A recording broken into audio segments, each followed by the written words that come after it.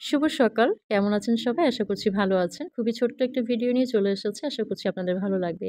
সকালের জন্য করেছি আজকে রুটি, ডিম ভাজি আর একটা সবজি। সবজিটা একটু ভিন্ন স্টাইলে করেছি। প্রতিদিন যেভাবে করি ঠিক সেভাবে নয়। ৫ ফোড়ন, শুকনা মরিচ আর তেজপাতা দিয়ে করেছি। আমি যখন এই রেসিপিটা দেখেছিলাম তখন আমার কাছে ভালো লেগেছে। তাই ভাবলাম একটু ট্রাই করি।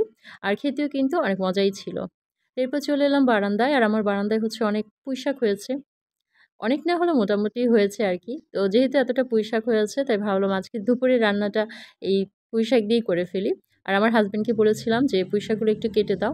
আর যেহেতু কয়েকদিন আগেই ঈদটা শেষ হয়েছে, কোরবানি ঈদটা পার করেছি। সবারই মোটামুটি অনেক খাওয়া-দাওয়া হয়েছে, অনেক রিচ ফুড খাওয়া হয়েছে। তাই আমার হাসব্যান্ডকে বলেছিলাম যে সামনে কিছুদিন কিন্তু আর আ কোনো হেভি খাওয়া-দাওয়া হবে না। শুধু শাক-সবজি খাওয়া হবে আর মাছ খাওয়া হবে। মাশাআল্লাহ অনেক পুঁইশাক হয়েছে। খুব আনন্দ লাগছে দেখে। একদম ফ্রেশ তাজা মানে আমার বাগান থেকে তুলে আনা শাক তো তাই একটু বেশি আনন্দ পাচ্ছি।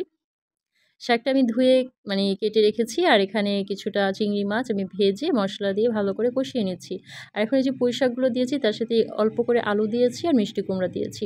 শাকটা যখন রান্না করি তখন অনেকটা দেখা যায়। রান্না করতে, করতে দেখা যায় সেই শাকটা দেখা যায় না একদম নাই বললেই চলে।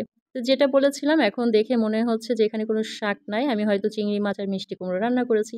যাই হোক সাথে ডাল আছে আর কলা ভর্তাও করেছিলাম। তো এই ছিল আমাদের আজকে দুপুরের খাবার।